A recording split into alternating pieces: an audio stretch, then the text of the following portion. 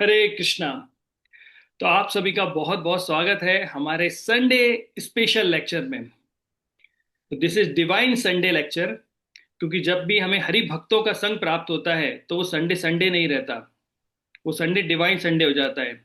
नहीं तो Monday Morris day हो जाता है। नेक्स्ट।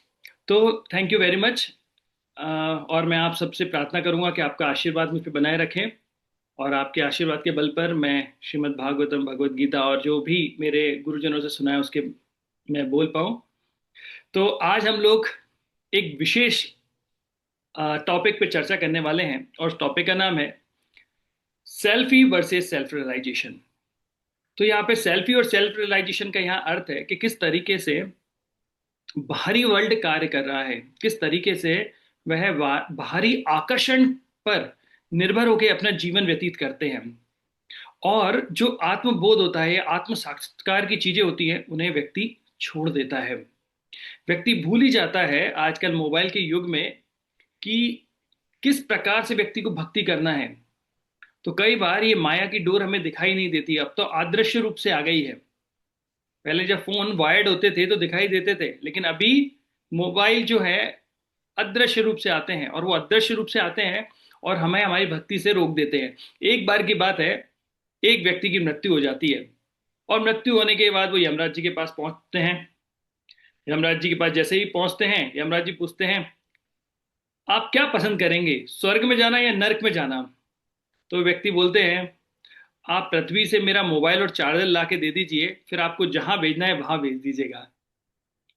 तो आजकल के वर्ल्ड में अगर व्यक्ति के पास मोबाइल हो, चार्जर हो, तो व्यक्ति कहीं भी रहना पसंद करेगा। हम लोग बहुत अधिक प्रयास करते हैं, कठिन परिश्रम करते हैं, कई बार भक्ति में भी परिश्रम करते हैं, लेकिन परिश्रम करने के उपरांत भी हमें यह समझ में नहीं आता है कि रियल में हमारा परिश्रम किस काम में आ रहा है। कई बार मैंने देखा है लोग भक्ति करने के लिए बताते हैं, एक ऐसा वीडियो बनाएंगे और वहां पर लिखेंगे कृष्णा मैं आपके शरणागत हूं, मैं चाहता हूं आप आओ। ऐसे उठाएंगे, फिर उसका वीडियो बनाएंगे, एडिट करेंगे, और फिर अपने स्टेटस पे लगाएंगे। और कृष्णा आपसे सोच रहे होते हैं देखकर किसको बुला रहे हो। क्यों? क्योंकि भक्ति होती है हृदय की धरोहर। जो भक्ति होती है वो गुप्त होती है, ऐसा बताते हैं। अगर सोचिए कोई गृहिणी बहुत सुंदर है, कोई माता जी बहुत सुंदर है, और वो अपने बहुत अच्छे तरीके से तैयार होती है, और तैयार होने के बाद पड़ोसी से पूछती हैं कैसी लग रही हूं मैं। तो क्या लगेगा पति को? क्या ये सती स्त्री के लक्षण है? क्या ये अच्छी स्त्री के लक्षण है? नहीं। उसी तरीके से ये जो भक्ति है, वो भक्त और भगवान के बीच की बातें हैं। और हम अगर दुनिया को दिखाने का प्रयास करेंगे तो परेशानी हो जाएगी। तो सेल्फी अर्थात हम केवल अपने जीवन में केवल बाहरी चीजें तरीके से कार्य करते हैं, हमें इन्वेस्ट कहाँ करना है वो हमें पता नहीं होता है। इन्वेस्ट का सही तरीका क्या है वो हमें पता नहीं होता है। एक बार दो भिखारी मंदिर के बाहर बैठ के भीख मांग रहे थे, और कुछ पैसे मिलते हैं, और उस पैसे से एक भिखारी लॉटरी का टिकट खरीदता है। और लॉटरी का टिकट खरीदने के उपरांत कुछ दिन का इंतजार करता है, और कुछ समय बाद उसे पता लगता है कि उसकी लॉटरी निकल आई है 1 करोड़ रुपए की। तो दूसरा भिखारी बोलता है अरे वाह, तेरी तो 1 करोड़ की लॉटरी निकली है, बता इस पैसे का क्या करेगा। तो भिखारी बोलता है इस पैसे से मैं मंदिर बनवाऊंगा। अरे वाह, मतलब फिर उस मंदिर के बाहर बैठ के अकेला भीख मांगूंगा। तो तो 1 करोड़ की लॉटरी निकलने के बाद भी वो क्या चाहते हैं? मंदिर बनवाना। कितना अच्छा काम है, लेकिन मंदिर के बाहर क्यों? कि वहां बाहर बैठकर मैं अकेला भीख मांगूंगा। तो देखने में तो ऐसा लग रहा है बड़ा ही अच्छा कार्य हो रहा है, लेकिन उसकी जो मानसिकता है वो वैसी की वैसी है। 1 करोड़ मिलने के बाद भी वो भीख मांग रहे हैं। और वही परिस्थिति हमारी भी हो जाती है कई बार। जब हम लोग भक्ति में आते हैं, भक्तों का संग करते हैं, उच्च उच्च कोटि के भक्त हमें मिलते हैं, और भक्ति करने के उपरांत जिस प्रकार से हाथी अच्छे से स्नान करता है, बढ़िया शॉवर बाथ लेता है, और लेने के बाद वापस धूल अपने ऊपर उड़ा लेता है, या गधा बाहर अच्छे से नहाता है और वापस धूल में आके लेटने लगता है। तो इन चीजों से हमेशा ही बचना चाहिए। कि जब भक्तों के संग में आ गए हैं, अच्छे तरीके से धुल गए हैं, तो वापस धूल नहीं लपेटना है अपने शरीर में। अभी धूल क्या है ये आप लोग समझ सकते हैं, क्योंकि धूल हर व्यक्ति के जीवन की अलग अलग चीजें हैं। अगर ये धूल कृष्ण भक्ति की है, कृष्ण भक्तों के चरणों की है, तो ये आपको भगवत धाम लेके जाएगी। लेकिन अगर ये माया के प्रलोभन में आकर भौतिक संसार की धूल को वापस चिपका लेंगे, तो मुश्किल हो जाएगा। तो आज हम ऐसे ही एक बहुत ही सुंदर टॉपिक की तरफ आगे बढ़ रहे हैं। मैं आपको स्लाइड दिखाऊंगा। अगर आपको मेरी स्क्रीन दिखाई दे तो आप बताइएगा, क्या आप मेरी स्क्रीन देख पा रहे हैं? जी प्रभु जी दिख रही है। जी प्रभु जी। तो हम लोग आगे बढ़ते हैं। सेल्फीज वर्सेस सेल्फ रियलाइजेशन, बहुत ही सुंदर विषय है, हम इस पर चर्चा करेंगे। तो सेल्फीज वर्सेस सेल्फ रियलाइजेशन, तो यहाँ पे एक साइंटिस्ट थे जिनके पास एक कुत्ता था। और वो जो कुत्ता था, वो एक दिन वो जब घुमाने ले गए तो अपने हाथ से छूट जाता है और वो जंगलों में चला जाता है। और जब वो वापस लौट के आता है, तो उनके पास में, उसके शरीर में ये बहुत सारे, जिसे कुक कुकल ब्यूर, या मुझे पता नहीं हिंदी में क्या बोलते हैं हम लोग, जो जिसमें कांटे कांटे लगे रहते हैं और छोटे छोटे, कई बार हम देखते हैं जानवरों के शरीर में पूंछ में बिधे रहते हैं, ये उन्हें उनके शरीर में मिले। और जब उन्होंने उसके शरीर को देखा, अरे ये क्या है, और उन्होंने जब देखा तो उसमें देखा उसमें चिपकने की प्रॉपर्टी आ रही थी।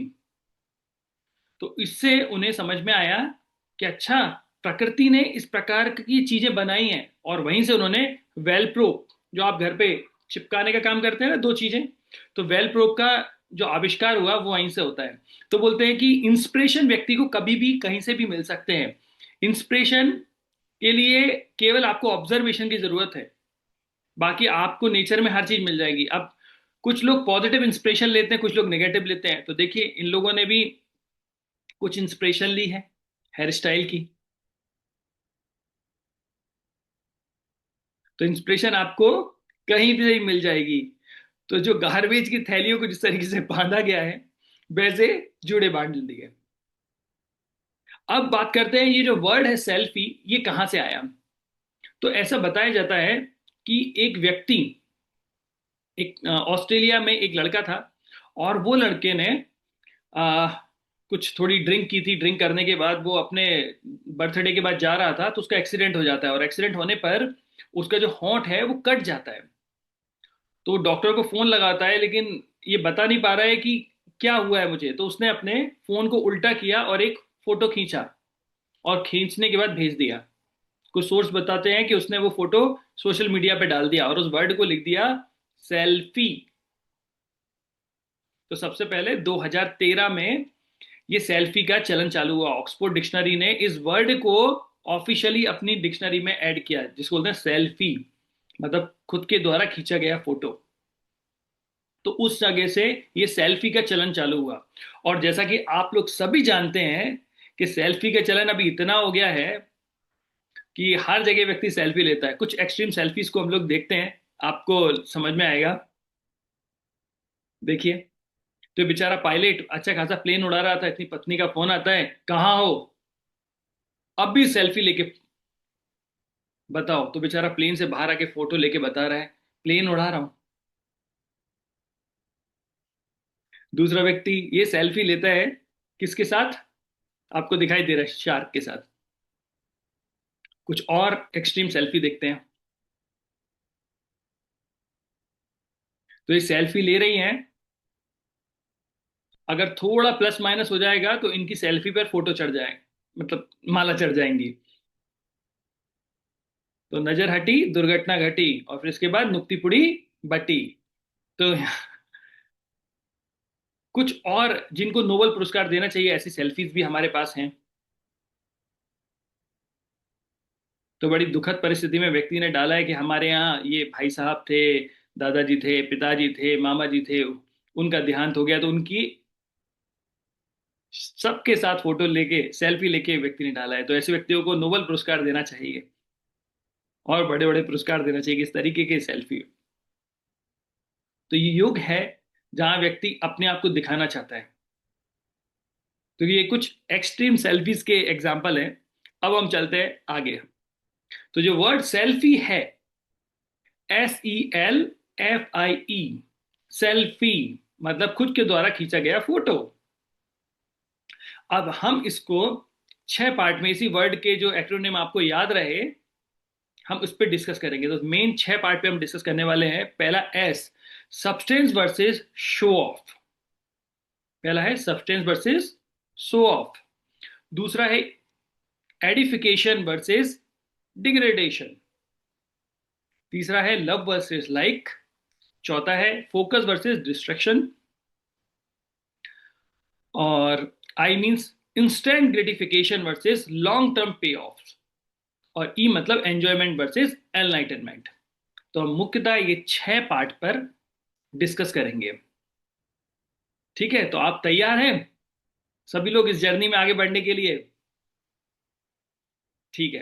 यस प्रभु जी, हरि बोल। धन्यवाद माता जी। तो आपके चेहरे की स्माइल ही क्या होता है कि बहुत सारे वैष्णव के, मतलब मेरे पापों के कारण मुझे उनके दर्शन नहीं हो पा रहे, तो बाकी लोग जिनके हो रहे हैं उनका धन्यवाद।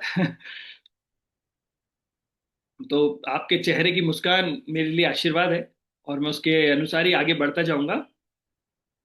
क्योंकि कई बार ऐसा लगता है कि मैं यहाँ सब्सटेंस पे बात कर रहा हूँ और वो सेल्फी पे चले गए। तो तो चलते हैं हम लोग। तो सेल्फी, तो सेल्फी जब भी हम लेते हैं तो ये बहुत सारे टर्मोलॉजी हैं जो बहुत विख्यात है ना। इसका थोड़ा हिंदी रूपांतरण हमने कर दिया डीपी। हम फोटो लगाते हैं, डीपी मतलब दिखावटी फोटो, है ना। दिखावटी फोटो है वो। वैसे लोग रो रहे हैं, परेशान है, लेकिन फोटो हंस के लगाते हैं। मैंने एक रील देखी थी जहां पर एक वाइफ हस्बैंड से लड़ाई कर रही थी, और लड़ाई करते करते उस पर चिल्ला रही है, रो रही है, इतने हस्बैंड बोलता है क्लिक स्माइल, तो सेल्फी के लिए हंसती है, फोटो खींचती है, फिर लड़ाई चालू कर देती है। फिर थोड़ी देर बाद फिर वो कुछ बोल रही होती है, हस्बैंड फिर एकदम से फोटो खींचता है, वो हंसने लगती है। तो ये क्या है? दिखावटी फोटो, डीपी। सेल्फी मीन्स खुद खींचो, आपको खुद को खींचना पड़ेगा। हम व्हाट्सएप पे जाते हैं तो ये क्या है? जन धन निशुल्क गपशप योजना। हिंदी में अगर इसका रूपांतरण करेंगे तो क्या है? जन धन निशुल्क, तो पैसा आपको लगता नहीं है। गपशप योजना, आप कितनी गपशप करते रहिए। कई बार एक एक भक्त ने मुझे कहा, प्रभु जी आप कितना अच्छा प्रवचन देते हैं, वाह कितना अच्छा लगता है। बोला, तो मैंने बोला कौन से लेक्चर? बोला प्रभु जी आपने वो लेक्चर दिया था ना, वो मैंने इतने लोगों को भेजा। मैंने कहा आपने सुना था? मैंने सुना नहीं, लेकिन मैंने व्हाट्सएप पे भेजा बहुत सारे लोगों को। लेकिन आप तो अच्छा ही देते हैं। तो कई बार क्या होता है, व्हाट्सएप पे बहुत सारी चीजें फॉरवर्ड होती रहती है, इसको बोलते हैं डाटा फ्लोट होता रहता है, लेकिन कितने लोग सुनते हैं पता नहीं। क्योंकि आजकल रील्स का ज्यादा चलन है, 1 घंटा 2 घंटा बैठ के शास्त्र पढ़ना। अब जो व्हाट्सएप एडमिन होता है उसको बोलते हैं झुंड नियंत्रक। इतना सारा झुंड है, उसको नियंत्रण करता रहता है। और चार्जर, चार्जर अर्थात कि भाई अगर आपको लगता है आप मन के मालिक हैं, तो मन का मालिक कौन है? ये फोन। और फोन का मालिक कौन है? चार्जर। तो चार्जर नहीं रहेगा तो क्या? तो स्वामी तिनी जगत चार्जर बिना बीमार। तो अगर आपके पास चार्जर नहीं है तो आपके फोन का कोई मतलब नहीं है।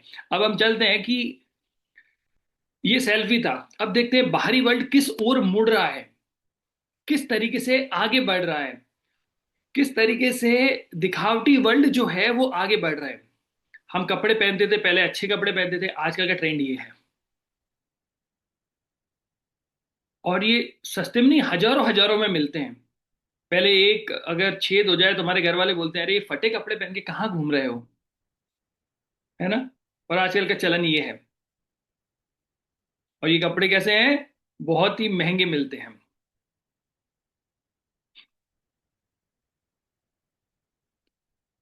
तो substance versus shadow, show off. Substance मतलब कि हमारा मुख्य चीज क्या है, और शो ऑफ मतलब हम क्या कर रहे हैं। तो जीत, विक्ट्री 2 पार्ट में होती है, एक होता है पब्लिक विक्ट्री और एक होता है private victory. Public victory, victory का मतलब होता है जो हर व्यक्ति देखता है। विक्ट्री अर्थात जीत। तो पब्लिक विक्ट्री क्या है?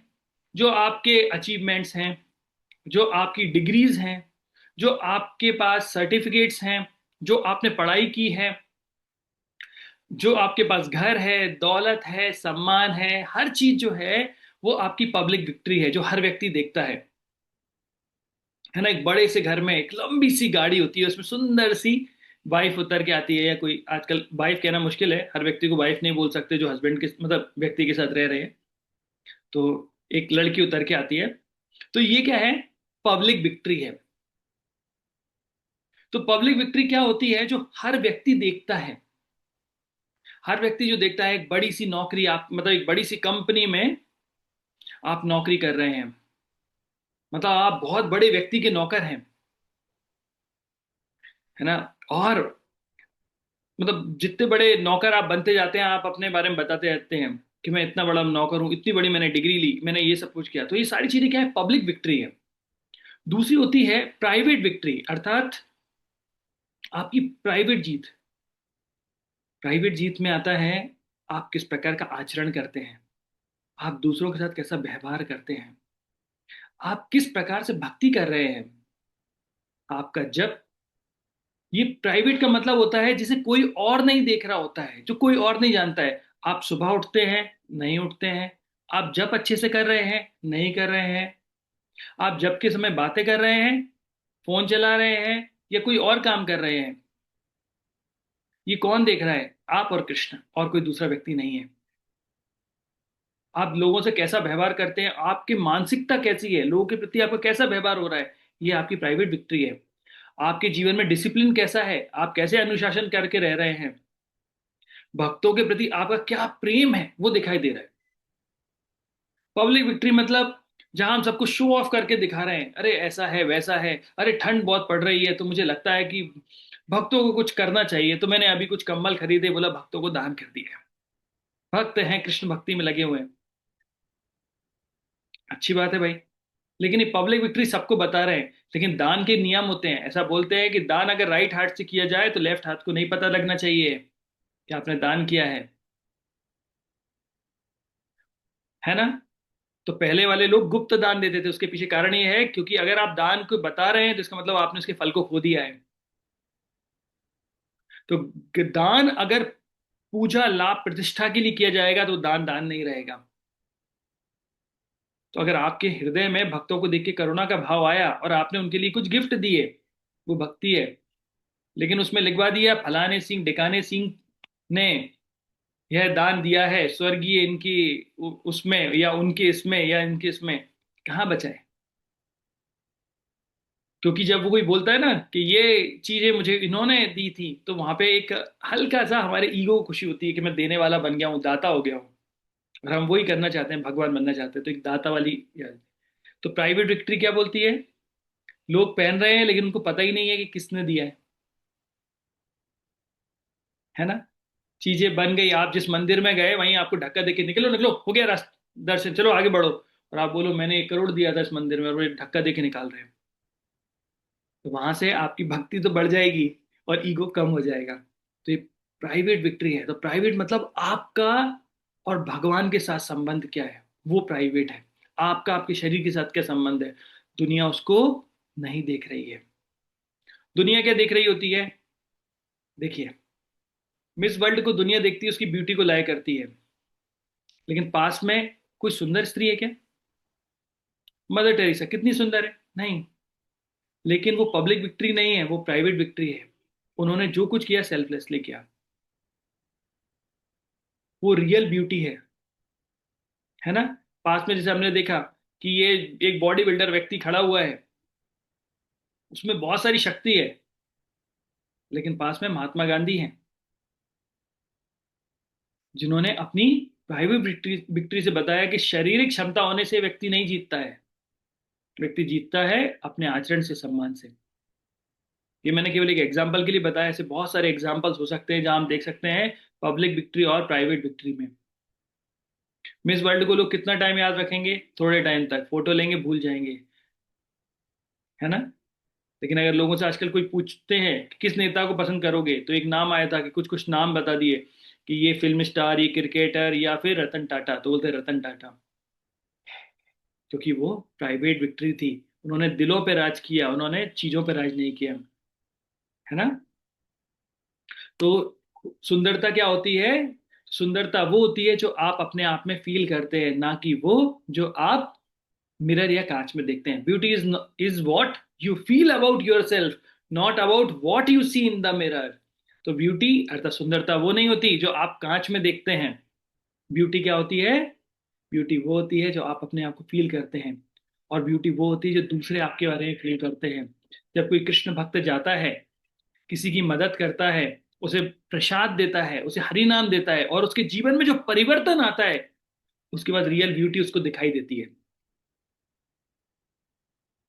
है ना।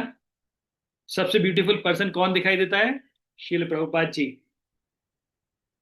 ऐसे व्यक्ति जिन्होंने हर व्यक्ति की गंदगी को धो दिया। आज जब हम उन्हें देखते हैं तो हमें पता लगता है कि रियल ब्यूटी क्या है। देखिए, ब्यूटी के नाम पे भगवान ने यही बोला कि आपके वर्ड इंपॉर्टेंट है, ब्यूटीफुल है, शक्ल नहीं है, इसलिए यहाँ पे लाइट चली गई। I hope so.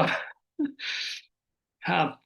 अब मैं आपको बोलता हूं, अगर आप सेल्फी लेना ही चाहते हैं तो ऐसी सेल्फी लीजिए जो वापस मिट ना सके, और वो सेल्फी के आप और आपके लव वन ही देख सके, और कोई दूसरा व्यक्ति ना हो जो उसको देख सके। मैं आपको दिखाता हूं रियल ब्यूटी।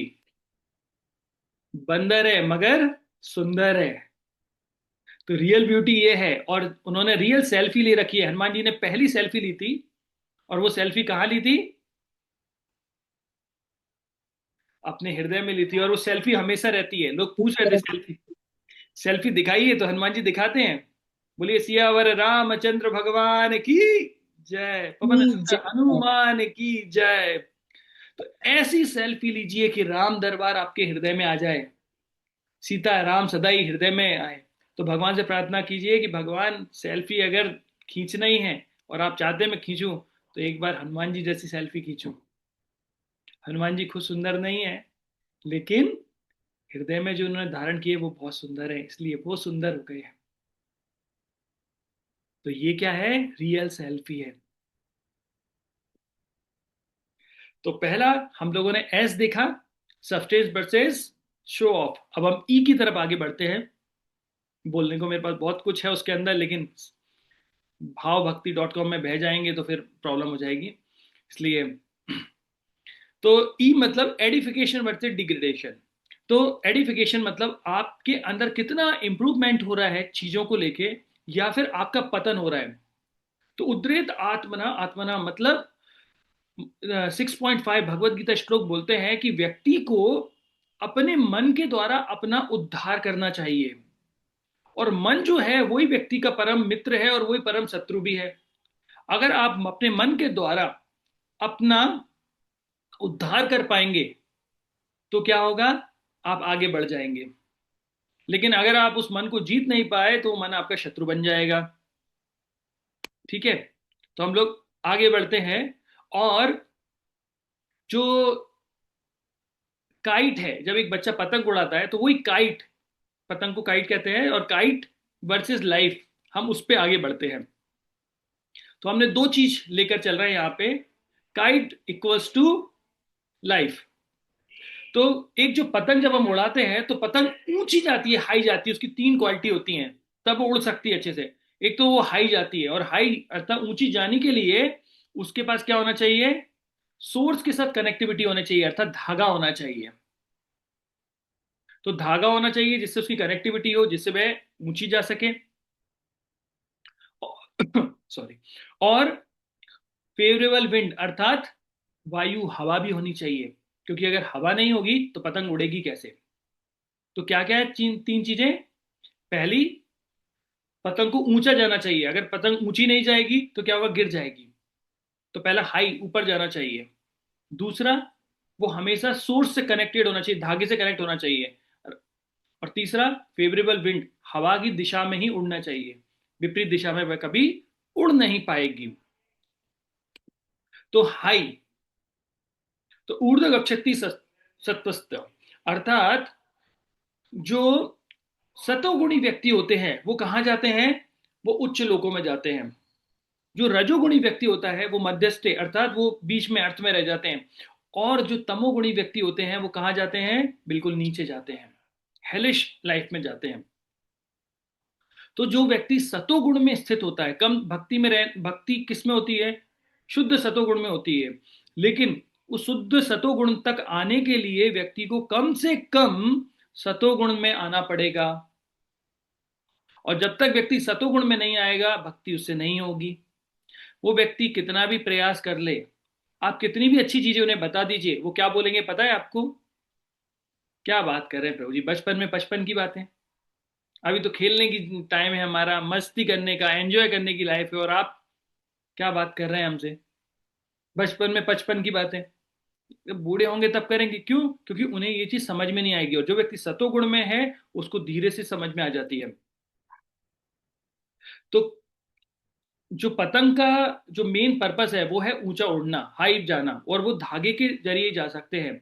और जब तक कोई व्यक्ति, तो ये जो धागा है वो शास्त्र है, और व्यक्ति को ऊंचा जाने के लिए मोड ऑफ गुडनेस अर्थात सतोगुण की आवश्यकता पड़ेगी। तो अगर आप भक्ति में आगे बढ़ना चाहते हैं तो आपको सतोगुण का सहायता लेनी पड़ेगी, उसके बिना संभव नहीं है। अब ये देखिए, तीनों भाई और एकदम तबाही,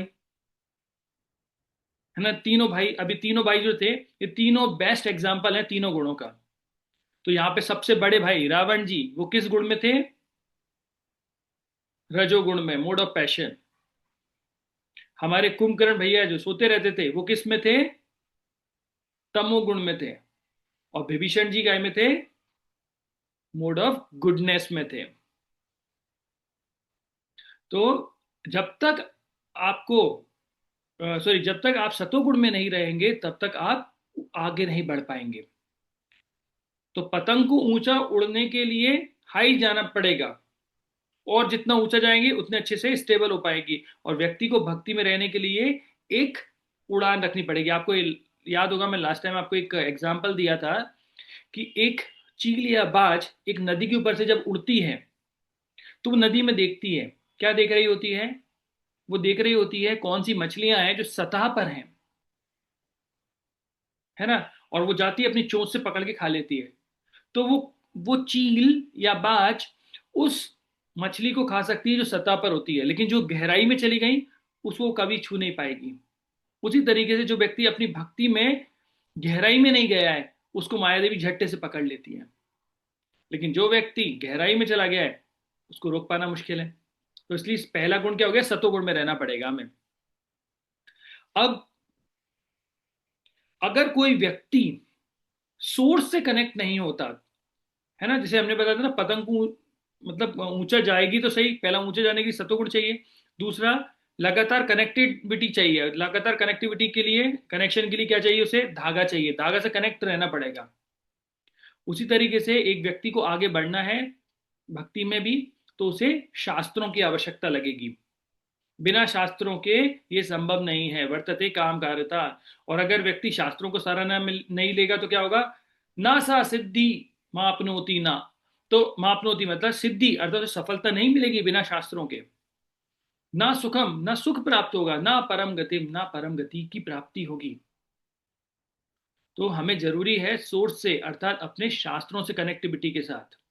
अगर कोई पतंग बहुत ऊंची उड़ रही है और उसे लगता है कि ये धागा जो है उसके लिए बंधन है, खींचता रहते हैं, है ना, पकड़ते रहते हैं, तो धागा बंधन है।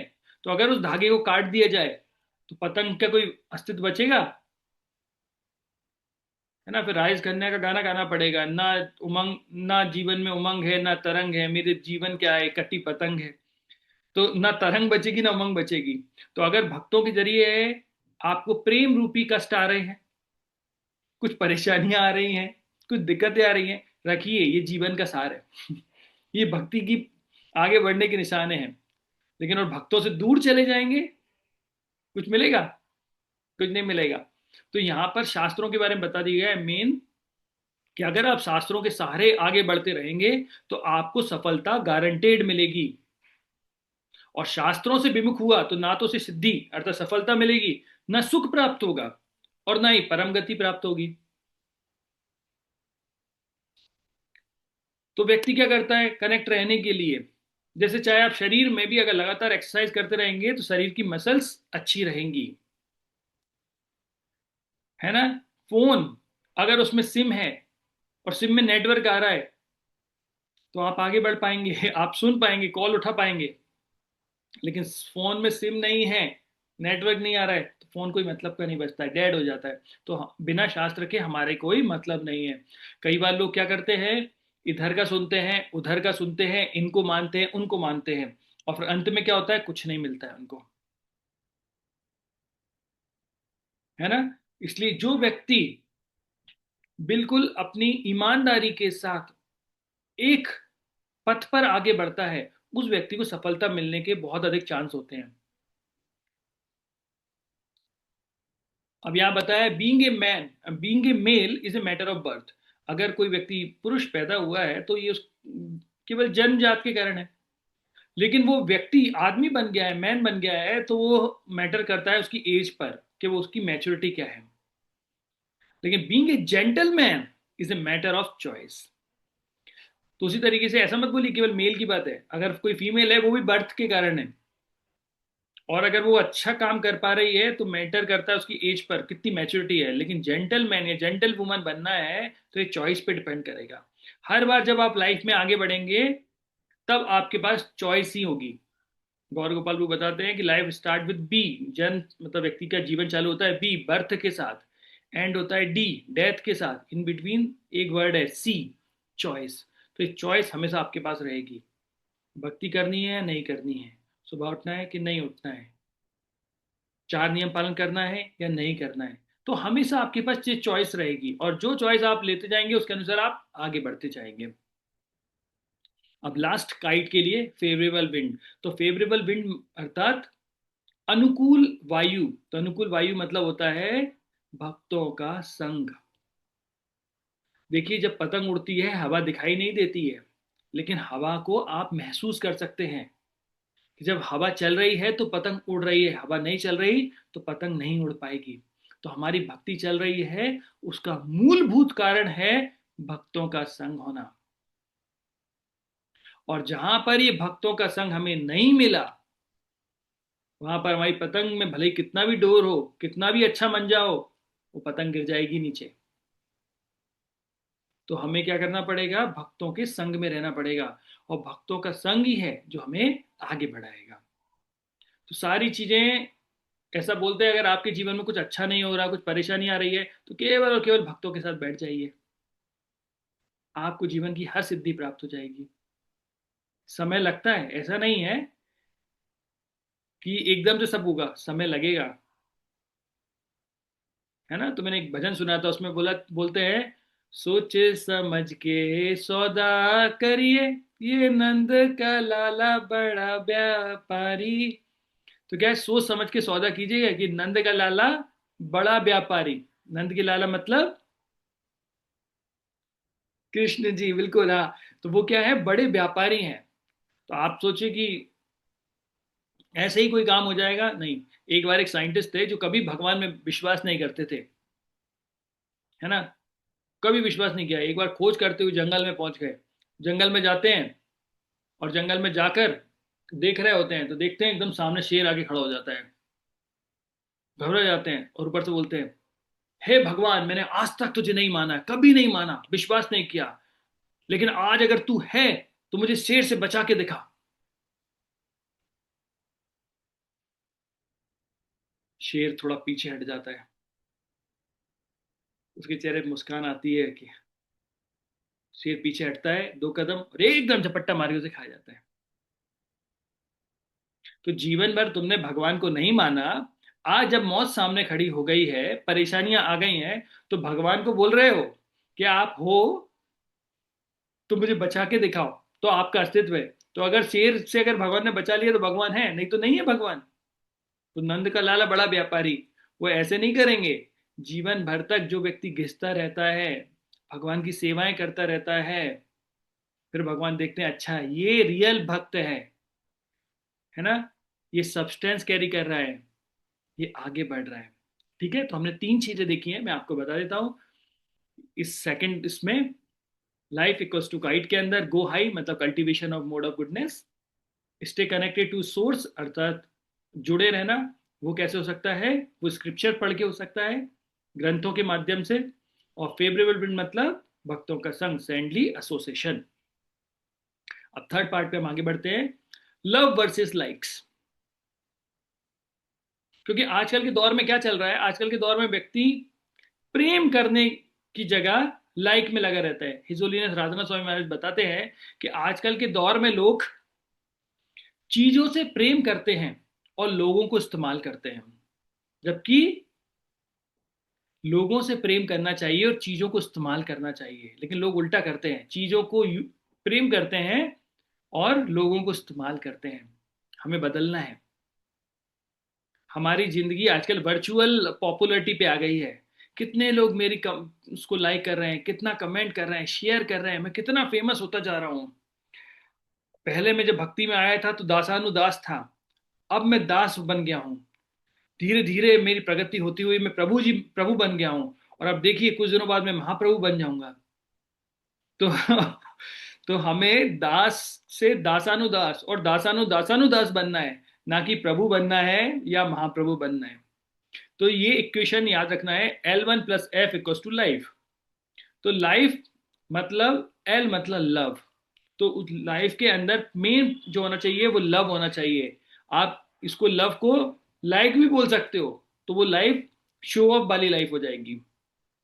लाइक मतलब पूजा लाभ प्रतिष्ठा, मुझे वो ज्यादा चाहिए, सब्सटेंस नहीं चाहिए। तो यहाँ पे लव की जो इक्वेशन है वो लव है। आपका आपके बच्चों के प्रति प्रेम, आपका आपके घर के प्रति प्रेम, आपका भगवान के प्रति प्रेम, वो मेन है। बाकी और एफ मतलब फॉलोअर्स या लाइक्स। तो ये फॉल्स जो पॉपुलैरिटी है वो है। मैं ये नहीं बोला कि आप व्हाट्सएप मत चलाइए या जूम मत कीजिए, टेक्नोलॉजी के कारण हम बैठ के यहाँ क्लास कर रहे हैं।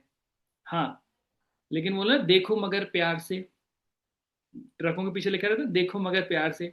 तो इस्तेमाल कीजिए, लेकिन प्रेम के साथ, जितना आपकी भक्ति में बढ़ने के लिए सहायक हो सके, है ना। इसे युक्त वैराग्य बोलते हैं, उतना जितना भगवान की लाइफ में हो जाए। तो आजकल व्यक्ति लाइक्स पे डिपेंड करता है, जितनी ज्यादा लाइक्स उतनी ज्यादा पॉपुलैरिटी, उतना अच्छे व्यक्ति। कई बार लड़कियां लड़ाई करती हैं, तुम बोलते हो कि तुम मेरे बेस्ट फ्रेंड हो, तो तुम किस प्रकार के बेस्ट फ्रेंड हो? जब मेरे सेल्फी पे केवल 4 लाइक आए तो उस समय तुम कहाँ थे? तुमने जब लाइक ही नहीं किया, शेयर ही नहीं किया, तो किस काम के दोस्त हो? आजकल लोगों को गुस्सा आता है तो लोग व्हाट्सएप ग्रुप छोड़ देते हैं। बताइए, नया तरीका है गुस्सा जताने का अपना, वर्चुअल गुस्सा है ये। ग्रुप छोड़ दिया। एक भक्त मुझे बोलते हैं, प्रभु जी आप बोलते हैं कि मैं बड़ा लीडर हूँ, बड़ा नेता हूँ, आपने ग्रुप बनाया और मुझे एडमिन तक नहीं बनाया उसका। किस काम का लीडर हूं मैं? बाप रे, ये वर्चुअल क्या बोल रहा है, मतलब हर्ट हो रहा है व्यक्ति। तो ऐसे ऐसे लाइफ चल रही है, और व्यक्ति वर्चुअली थोड़ा सा क्या होते रहते हैं, वर्चुअली हर्ट होते रहते हैं। वर्चुअली हर्ट होते हैं, लेकिन पीड़ा रियल होती है ना। रियल पीड़ा के साथ आगे बढ़ते हैं। अब कुछ हम चलते हैं, क्योंकि हम सेल्फी पे जा रहे हैं, कुछ एक्सट्रीम सेल्फी आपको फिर दिखाते हैं। आपको समझ में आएगा लोग कितने पागल होते हैं सेल्फीज के लेके।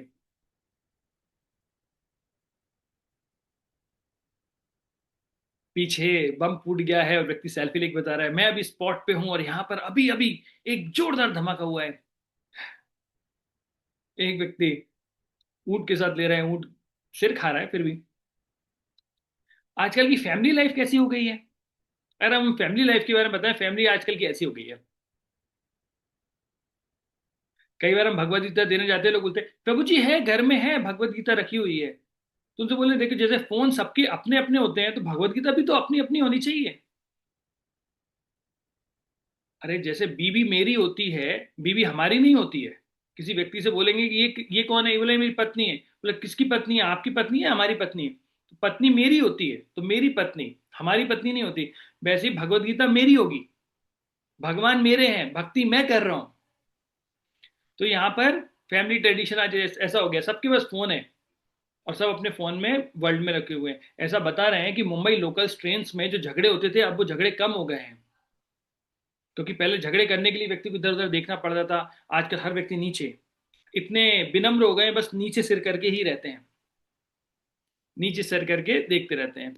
आज आगे का युग ऐसा आने वाला है ना।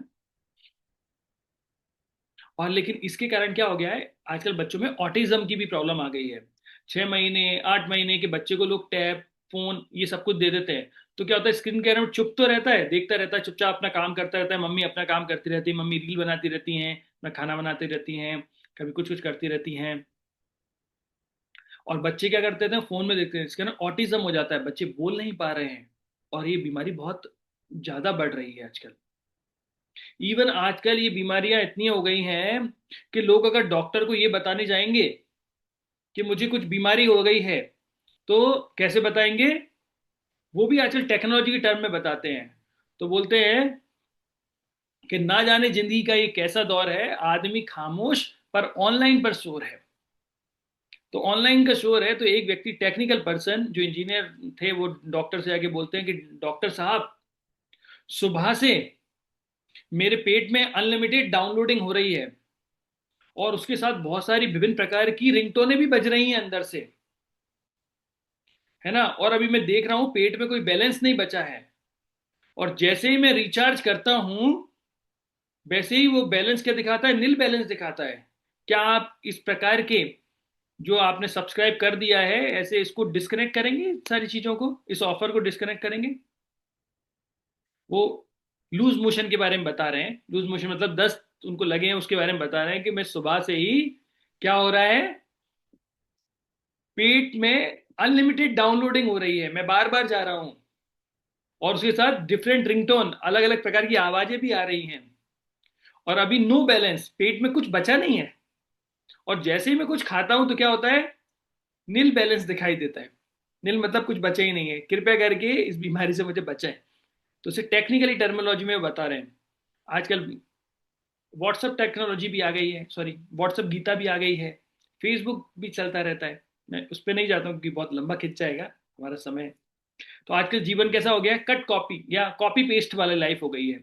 लोग कॉपी देख कहीं से भी देखते हैं, जिसमें आपको पता है इंस्पिरेशन हमने देखा था शुरू से मिलती है, तो लोग कॉपी करते हैं और उसे पेस्ट कर देते हैं। आजकल आपने देखा होगा बहुत सारी लड़कियां फोटो खिंचवाती हैं सेल्फी में अलग अलग स्टाइल में, तो वो देखते हैं ये कॉपी कहाँ से की है उन्होंने, कहाँ से वो आगे बढ़ी हैं। तो हम चलते हैं आगे बढ़ते हैं। तो ये कॉपी पेस्ट का जमाना है। अभी कॉपी पेस्ट कैसे हो रही है देखिए।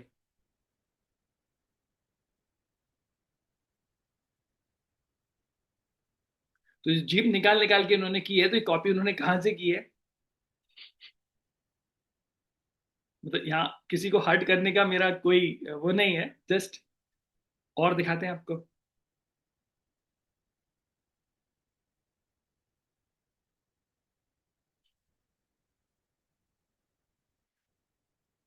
अरे कॉपी करना ही है तो हमें इनकी तरह करना चाहिए, जिस तरीके से ऑस्ट्रिच शत्रुमुर्ग जो होता है वो जिस तरीके से भागता है, तो वैसे हमें भक्तों के पीछे भागना चाहिए। जिस प्रकार से कोयल की आवाज होती है, उस मधुर आवाज में भगवान के गाने या कीर्तन करना चाहिए। आप लोगों को याद होगा बरसाने में जिस प्रकार से हमने अभी लास्ट वृंदावन यात्रा में कीर्तन किया था, रियल आनंद, है ना। तो चमगादड़ की तरह हमारे कान भी ऐसे बड़े बड़े रखने चाहिए कि जहां कहीं भी हरी कथा मिले वहां सुन लेना चाहिए, ना कि किसी की निंदा मिले। मैं आपको हमेशा बताता हूँ ना, वो मोहल्ले वाली आंटी जी आती हैं, भाभी जी क्या बताऊं मैं आपको, कल क्या हुआ। बैठो ना भाभी, नहीं बैठने का समय नहीं है, 3 घंटे खड़े होके बस पंचायत वाला काम रहता है। तो वो वाला नहीं करना है, हमें क्या करना है? हरी कथा के लिए बड़े बड़े काम कर लेना चाहिए। जब कभी हरी कथा मिले तो सुन लेंगे, और नहीं तो बंद कर लीजिए। महाप्रभु की जब भी कोई तारीफ करता था तो महाप्रभु ऐसे श्री विष्णु बोल देते थे, है ना। और साधु समाज में जब कोई अच्छी बात बोलता है तो क्या बोलते हैं? साधु साधु, है ना। तो कोई भक्त अच्छी बात बोले तो क्या बोलेंगे आप लोग? साधु साधु। ठीक है, समय थोड़ा बढ़ता जा रहा है, क्षमा कीजिएगा। तो हम चलते हैं हमारे चौथे एफ, फोकस वर्सेस डिस्ट्रैक्शन पे।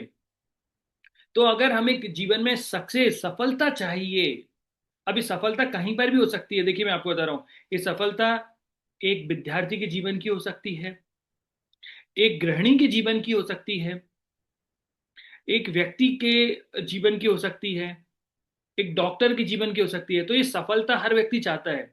एक भक्त के जीवन की भी सफलता होती है। तो मैं ये नहीं बोल रहा हूँ मैं किस सफलता के बारे में बात कर रहा हूँ, कि यहाँ पे बहुत अलग अलग प्रकार के लोग हैं, है ना। भक्त बहुत विभिन्न कोटि के भक्त हैं यहाँ पर।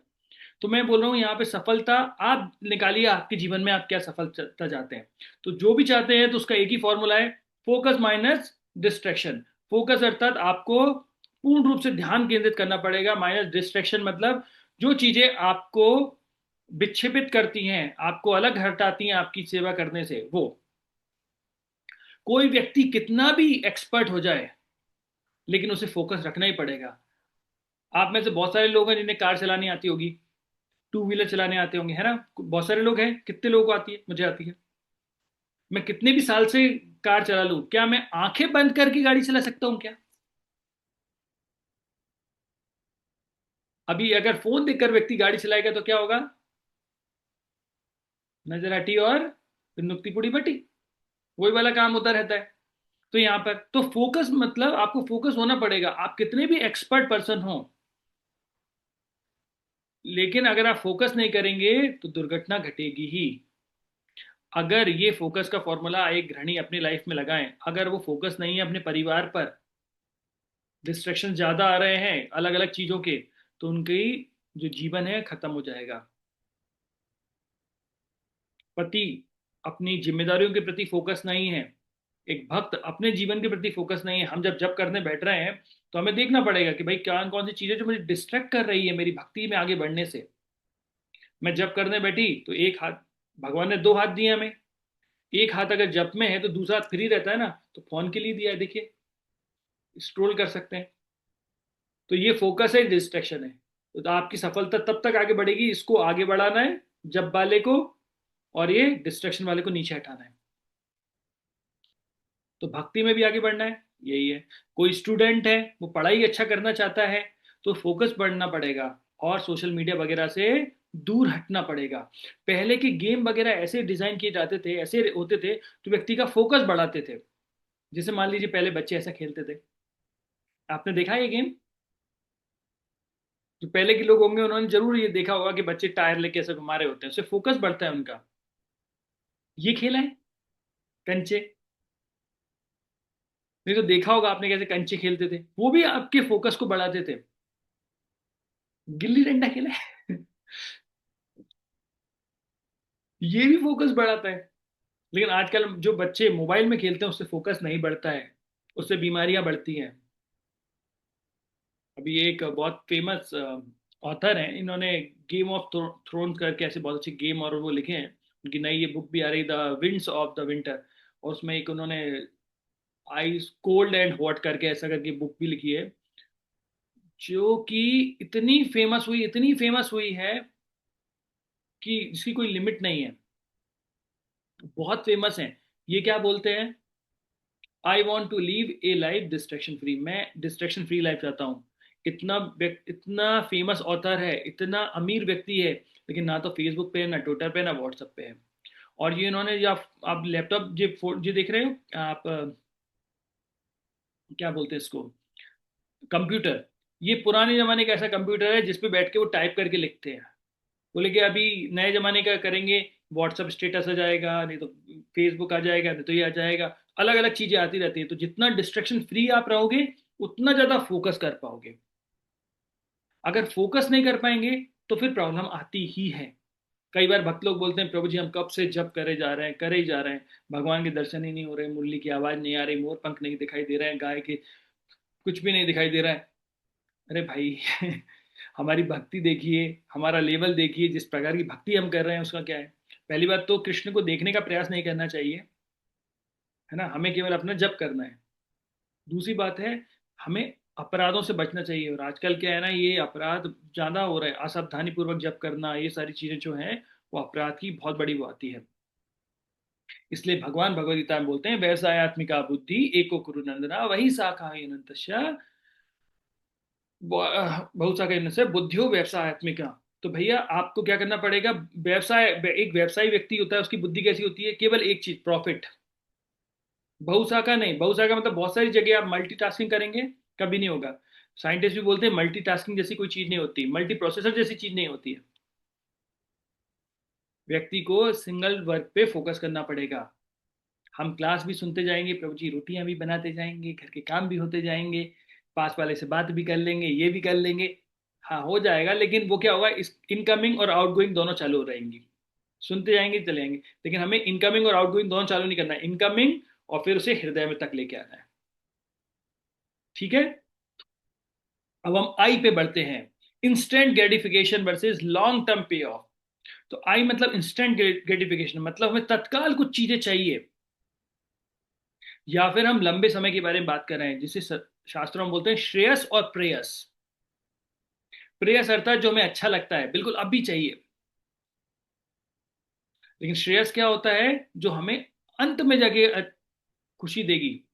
तो सिंपल से फॉर्मूले में याद रखिएगा, जो पहले जहर लगता है और बाद में अमृत लगता है वो श्रेयस है, और जो पहले अमृत लगता है बाद में जहर लगता है वो प्रेयस है। तो पहले मजा बाद में सजा। तो इंस्टेंट ग्रेटिफिकेशन मतलब पहले मजा बाद में सजा।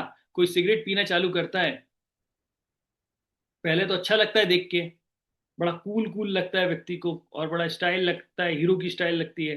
तो पहले मजा फिर बाद में कैंसर वाली सजा। तो इंस्टेंट ग्रेटिफिकेशन वर्सेस लॉन्ग पे ऑफ का मतलब यही हुआ कि हमें देखना पड़ेगा कि हम क्या चाहते हैं। जब कोई व्यक्ति इंद्र तृप्ति करता है, पाप कर्म करता है, तो पहले बहुत आनंद आता है उसे, लेकिन बाद में सजा मिलती है। लेकिन कोई व्यक्ति जब भक्ति कर रहा होता है तो पहले सजा जैसी लगती है उसे, प्रभु जी कहाँ बिठाल दिया, है ना। चार नियम का पालन करना पड़ता है, खा भी नहीं पाते, पी भी नहीं पाते, चाय कॉफी पर भी रोक लगा दिया। हमने तो सुना था कि राम राज में दूध मिले, कृष्ण राज में दही, कल युग में चाय मिले तो फूक फूक के पी, और आपने उसी पर रोक लगा दी, है ना। तो लोग ऐसे बोलते हैं वो तो चाय क्या है, कलयुग का अमृत है, और उसी पे आपने लगा दिया। तो पहले मजा बाद में सजा।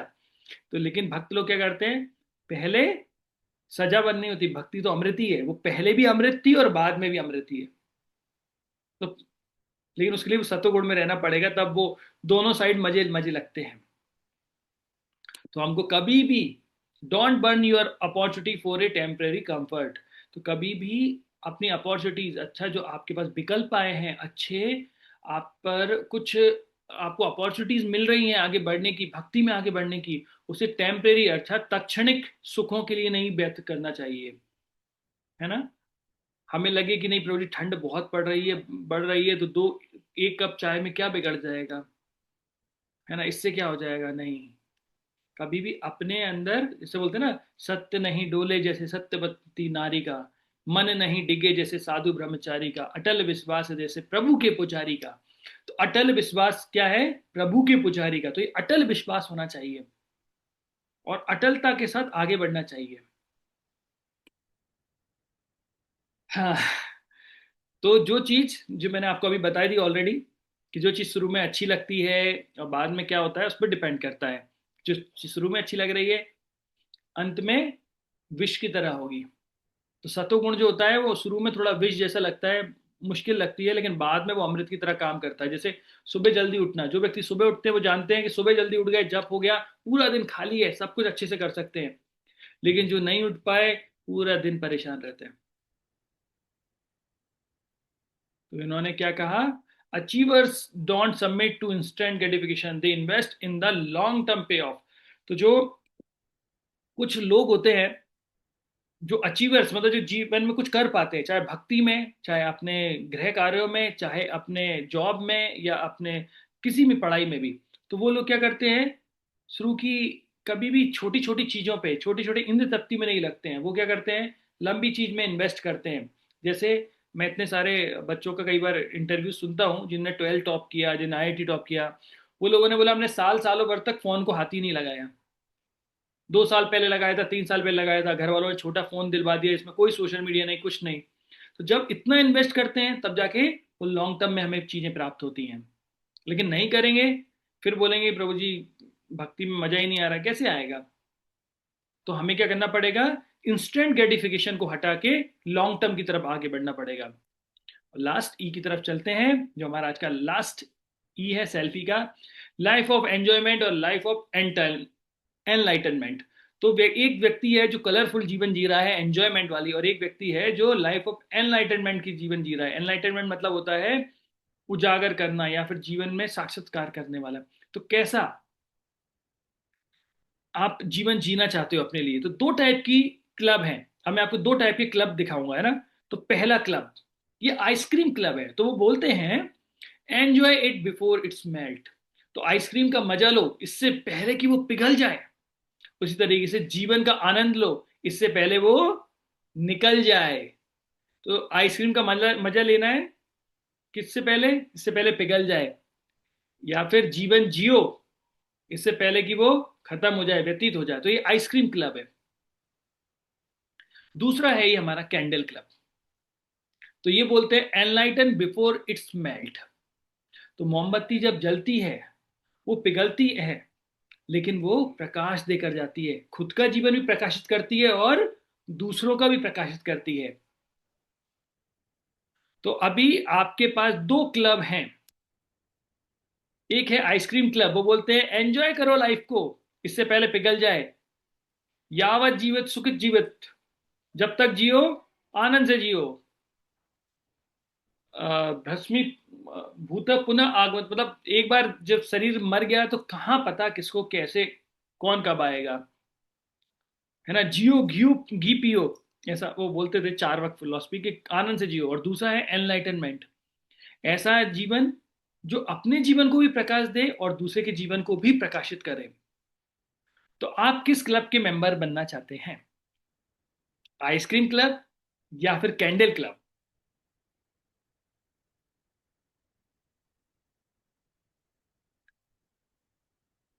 आप चाहें तो चैट बॉक्स में मुझे आंसर देके बता सकते हैं कि आप किस क्लब के मेंबर बनना चाहते हैं। ए क्लब और बी क्लब। ए क्लब मतलब आइसक्रीम क्लब, बी क्लब मतलब अर्थात कैंडल क्लब, है ना। तो ये लोग अपने जीवन के लिए आइसक्रीम वाले जीते हैं और आनंद की बात करते हैं, लेकिन एनलाइटनमेंट वाले क्या है, खुद के जीवन को भी प्रकाशित करते हैं और दूसरे को भी करते हैं।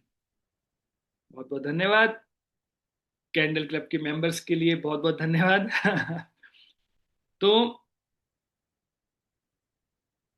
कुछ लोग बहुत सुंदर हैं, हैंडसम होते हैं, दिखाई दे रहे हैं आपको,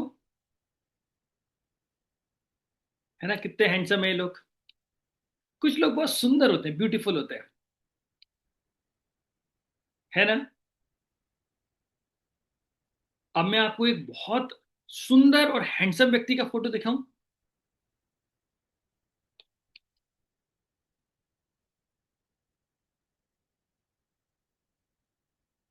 कैसा लग रहा है, कितने हैंडसम है, कितने सुंदर है? नहीं लगे आपको, हैंडसम नहीं लगे? आपको हैंडसम में सुंदर नहीं दिखाई दे रहे वो? इनका नाम है कल्याण सुंदरम, मिस्टर कल्याण सुंदरम। इन्होंने क्या किया, ये वो व्यक्ति हैं जो एक लाइब्रेरियन की तरह इन्होंने अपना जीवन व्यतीत किया और जीवन के तकरीबन 35 साल तक लगातार वो अपनी सैलरी जो थी, वो जो अनाथ बच्चे थे उनको डोनेट करते रहे। जब इंडिया चाइना का युद्ध हुआ तो उस समय उनके पास एक सोने की चेन थी, वो भी वहां के सीएम को उन्होंने डोनेट कर दी। जब रिटायर्ड हो गए, जैसे ही जब रिटायर्ड हुए, तो रिटायर्ड होने के बाद इस व्यक्ति ने एक होटल में वेटर की नौकरी की, जिससे उसे दो समय का खाना मिल जाए और कुछ पैसा मिल जाए। तो जो खाना मिलता था उससे वो जीते थे, और जो पैसा मिलता था वो भी वो किसको डोनेट कर देते थे, वो जो अनाथ बच्चे हैं उनको। लेकिन यूएस गवर्नमेंट ने खोज निकाला, उन्होंने इस हैंडसम व्यक्ति को,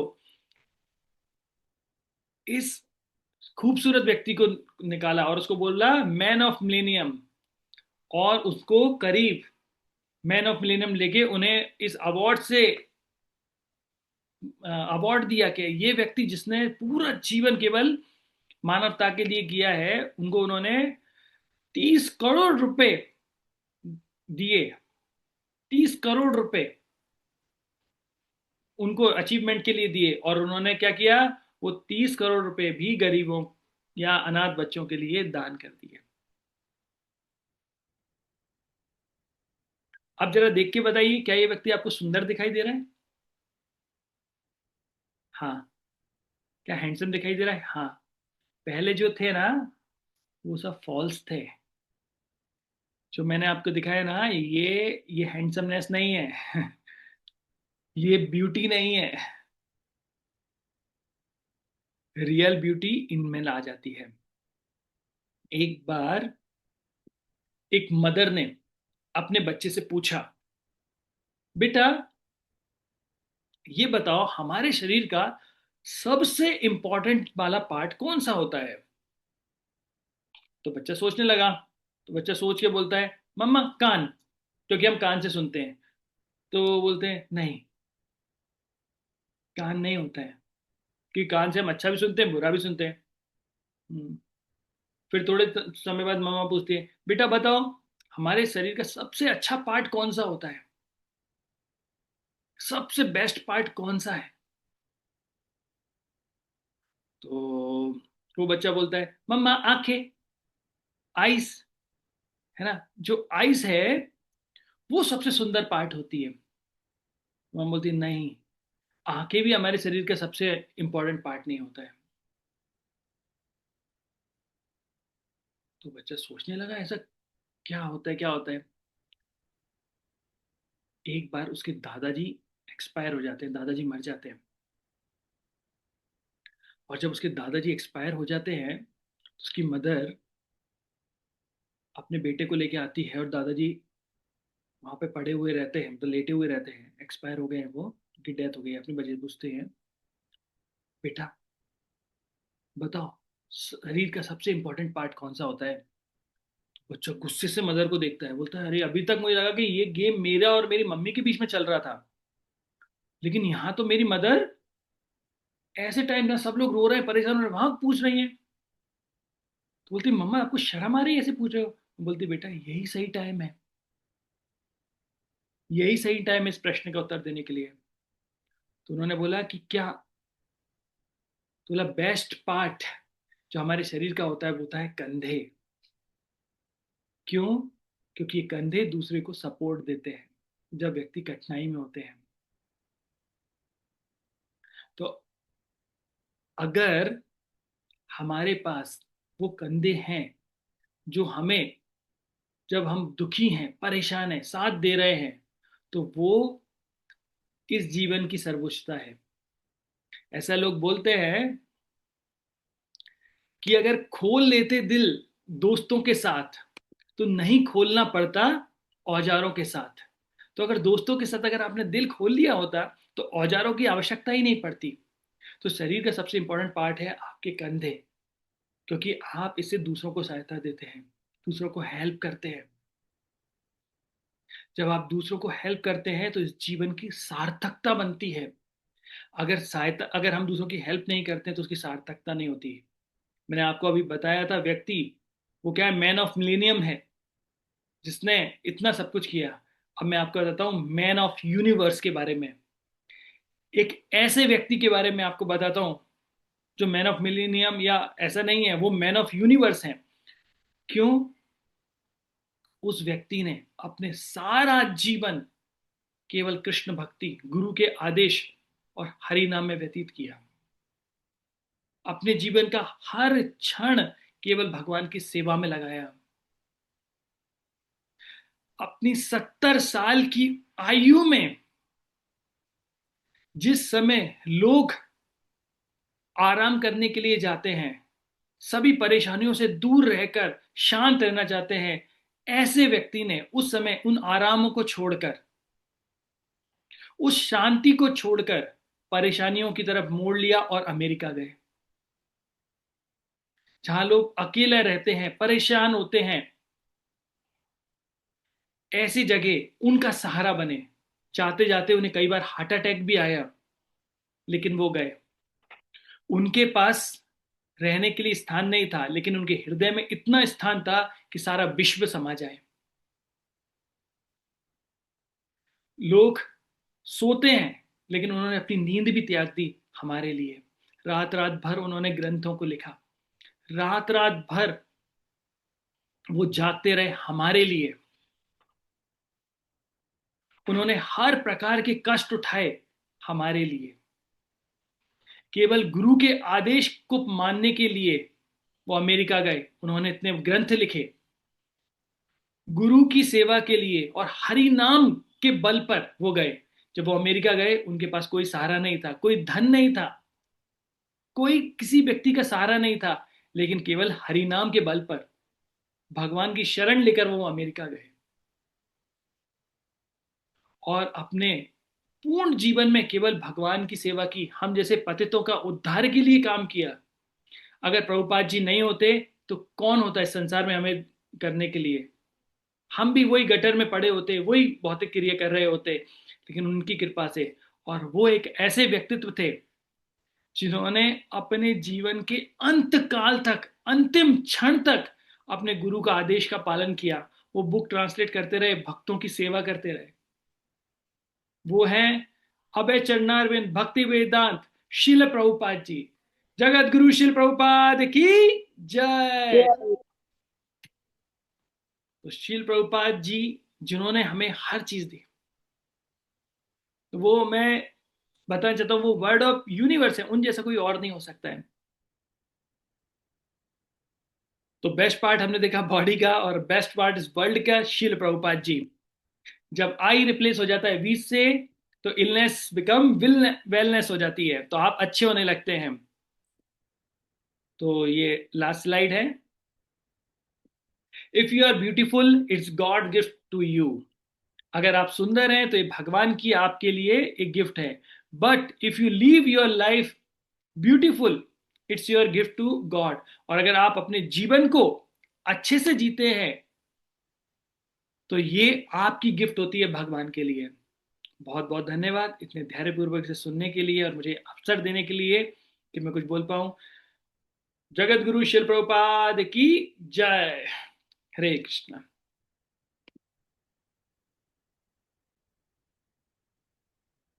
तो किसी भक्त का कोई प्रश्न हो तो प्रश्न कर सकते हैं, और मुझे क्षमा कीजिएगा कि मैं थोड़ा ज़्यादा समय ले लिया।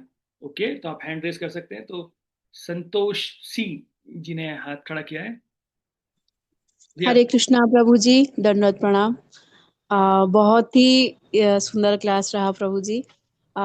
इतना अच्छा क्लास था कि लग रहा था टाइम भी आज पता नहीं चला, 12:20 हो रहा है।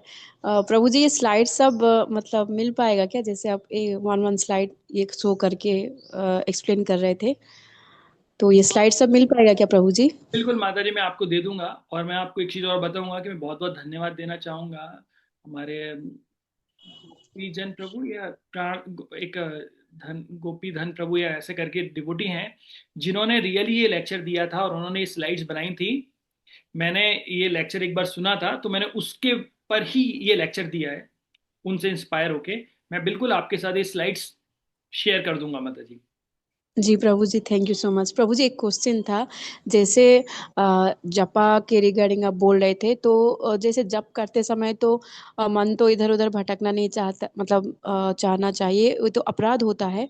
और तो वो तो मल्टीपल टास्क तो नहीं करना चाहिए। पर जैसे प्रभु जी, जैसे हम लोग गृहस्थ हैं, तो हाउसवाइफ भी है हम, तो किचन में काम करते करते हम लेक्चर चला देते हैं, तो वो तो हम कर सकते हैं ना कि खाना भी बना रहे हैं और लेक्चर भी सुन रहे हैं, क्योंकि लेक्चर सुनते रहते हैं, क्योंकि उस टाइम में उसी समय ही थोड़ा समय मिलता है वैष्णव लोगों का लेक्चर सुनने के लिए।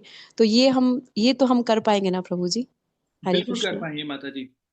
देखिए, आप जैसे हर व्यक्ति के अपने काम होते हैं और एक शेड्यूल होता है, तो कई बार हमें वो मैनेज हम नहीं कर पाते हैं कि भाई मान लीजिए क्लासेस हैं सुबह और हमारे घर के कार्य भी हैं। तो कोई बात नहीं, आप वो लेक्चर लगाइए, सुनते सुनते काम कर लीजिए। यशोदा मैया भी वही करती थी। यशोदा मैया अपना माखन निकालती थी ऐसे, और फिर भगवान के नाम का जप भी करती जाती थी, है ना। तो उसमें कोई भी परेशानी नहीं। और जप के लिए मैं आपको बोलूंगा, प्रभुपाद जी बोलते थे 2 hours on beats and 22 hour of beat. 2 घंटे हमें जपमाला पे जप करना चाहिए अच्छे से, और 22 घंटे ऑफ बीट। ऑफ बीट मतलब चलते फिरते भगवान के नाम का जप करना चाहिए। कई बार क्या होता है, लोग बाहर जाते हैं माला करते जाते हैं, तो वो 16 माला में नहीं आनी चाहिए। 16 माला अच्छे से घर पे हो जानी चाहिए। फिर आपको जितनी माला करनी है, जितने लेक्चर सुनने हैं, अच्छे से सुनते रहिए। और इसमें कोई भी परेशानी नहीं है। आपकी घर गृहस्थी के बहुत सारे काम होते हैं, है ना। आपको आपके परिवार की देखरेख करनी होती है, अपनी देखरेख करनी होती है। तो आप कभी भी लेक्चर सुन सकते हैं। और ये अच्छी बात होती है कि अगर आप जैसे तमाल कृष्ण महाराज जब सुबह उठते थे, और उठने से ही वो अपने के पास एक टेप था, टेप रिकॉर्डर, तो उसमें गाने भी, मतलब कीर्तन भी चलते थे, लेक्चर भी चलते थे। तो वो क्या करते थे, उसको ऑन कर लेते थे।